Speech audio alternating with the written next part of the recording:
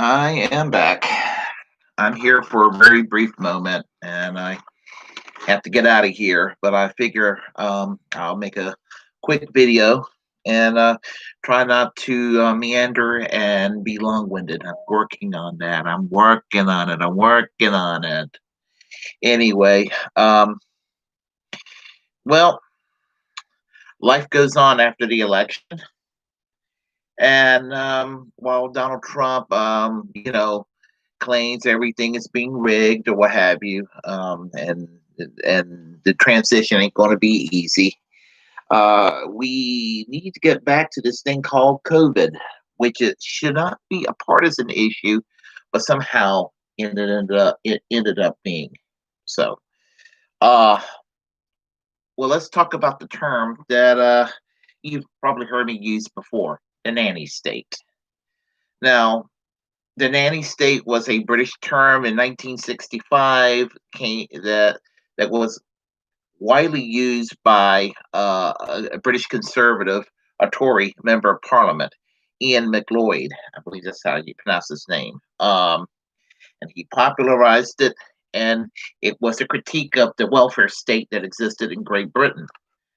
Now, by 1965, most conservatives were pretty cool with things like the National Health Service and some aspects of the welfare state. They're going to be more sane than even than American conservatives, and they may even in some instances, strangely enough, be at least on the economic issues mildly to the left, not a whole lot, but mildly to the left of the Democrats here in the United States.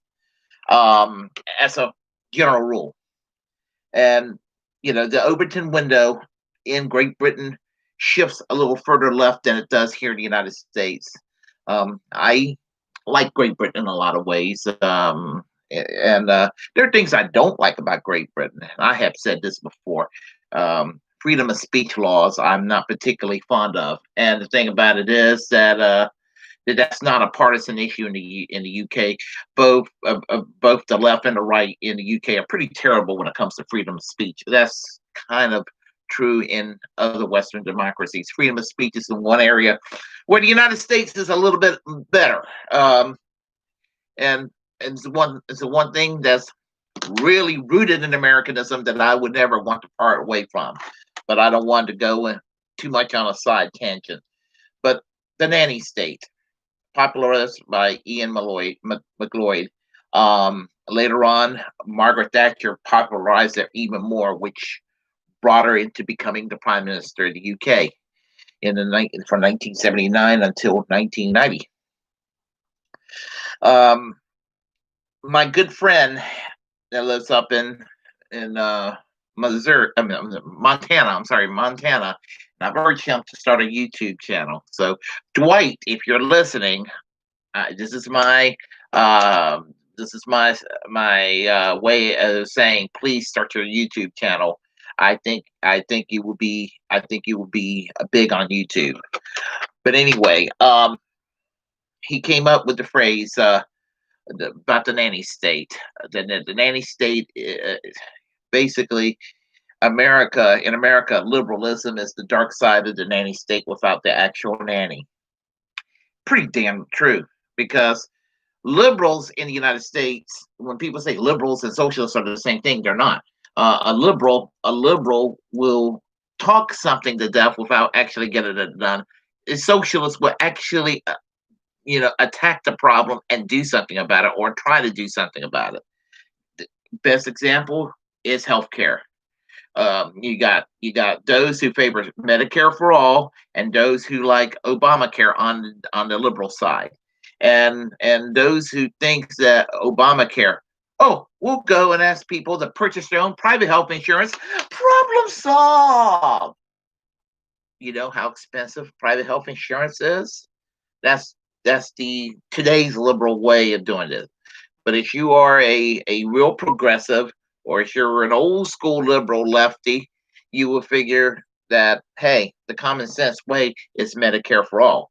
That's the difference. And unfortunately, the liberals who favor the nanny state without the actual nanny are the ones who will favor things like Obamacare. Overreach, in other words.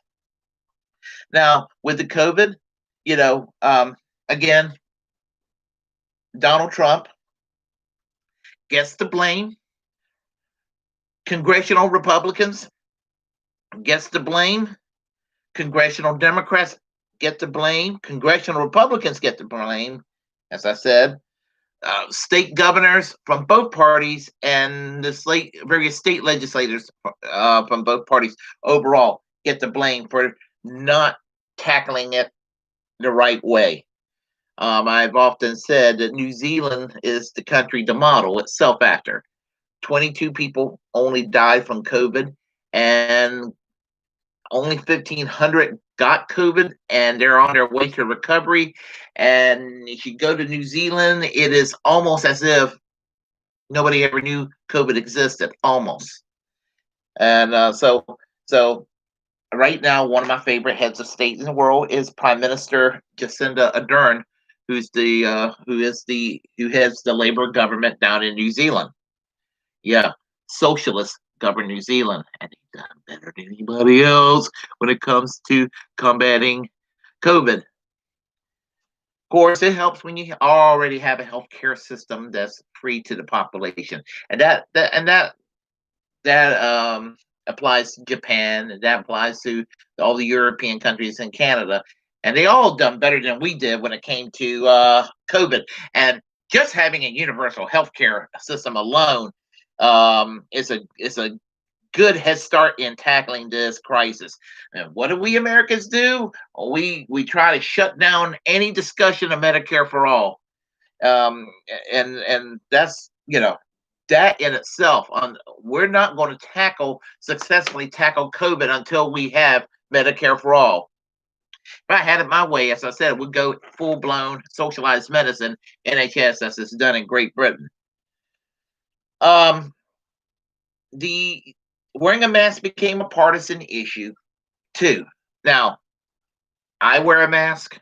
I don't like wearing a mask, but I wear a mask, and I do think that there's a part of me that's kind of libertarian minded. It's like, should we all be able to make everybody wear a mask? And then because I do think that might be overreach. But then again, we're talking about public health, public safety, and and those that walk around without a mask, walking around like they're a big shot, acting like COVID doesn't exist, or all about freedom, has a very perverted view of freedom. Yes, me. But at the same time, it's amazing how the issue of mask became a partisan issue. But the way that Trump handled COVID largely led to his defeat. Now, the Democrats, they made a sort of a comeback. I mean, Joe Biden is the president, will be president in January when it's all said and done. I know Donald Trump is contesting an election, but when it's all said and done, it will be Joe Biden as our president, and our vice president will be Kamala Harris. The Democrats underperformed as well as Donald Trump. I mean, excuse me, as well as Joe Biden. It wasn't a landslide, and the Democrats only have a 7-seat majority, as it turned out. And if the Democrats, I remember if they win the 2 runoff elections, which is unlikely in Georgia, it would be like maybe at 50-50 at best, with Vice President Kamala Harris as the tiebreaker. But it's more likely the outcome will be that the Republicans will win in Georgia, and they will have the slightest razor-thin majority in the U.S. Senate.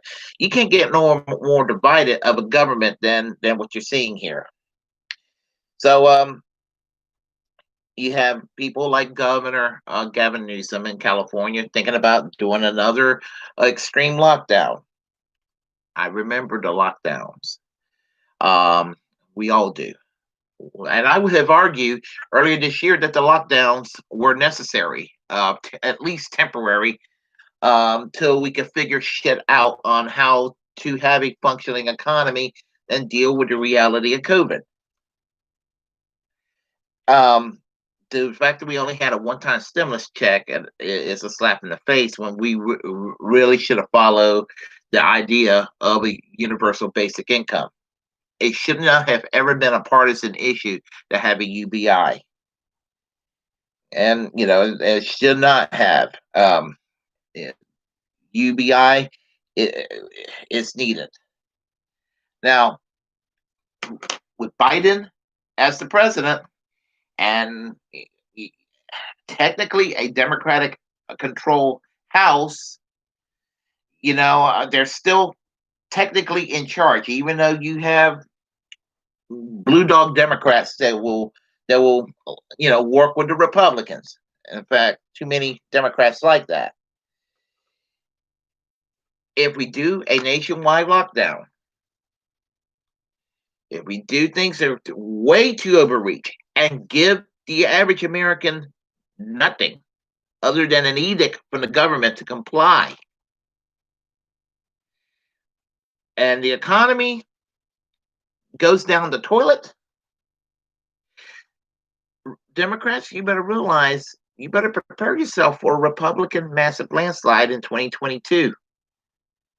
I sort of expect there will be Republican gains anyway in the U.S. House and further expansion in the Senate under as normal circumstances as one can have with COVID.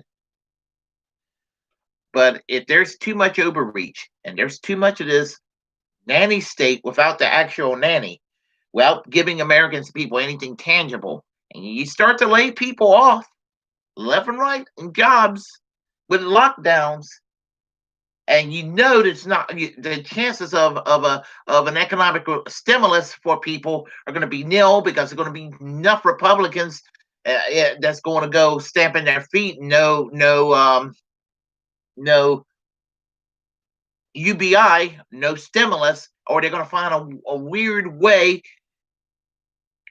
You better watch out that there will be a massive comeback for the Republicans. So, just be careful how you govern. Be careful because I've seen this before over and over again that the Democrats are incapable of giving things to people. And yeah, to the Republicans, I want free stuff. There's no crime in our government giving people free stuff. I like public roads. I like the U.S. Postal Service. I like garbage collector collecting garbage. I like the fire department, even law enforcement, as long as they're not committing police brutality and they're actually keeping the actual peace in the streets.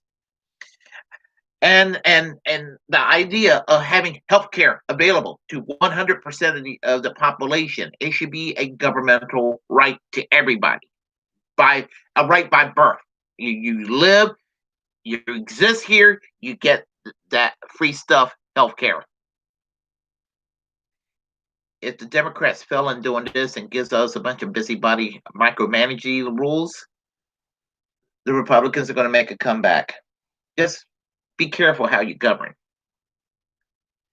If you like what you heard, press like and comment. If you were bothered or triggered, comment anyway. Share the content on this channel if you want to. And as a First Amendment absolutist, it's my duty to inform you that if you're passionate about something and you have a platform, utilize it. If you don't have a platform and you're still passionate about something, create such a platform, utilize it. Because we're all the muckrakers of our time. And most importantly, subscribe to this channel. I am American Social Democracy. And until next time, peace. Bernie Sanders for president in the year 2024.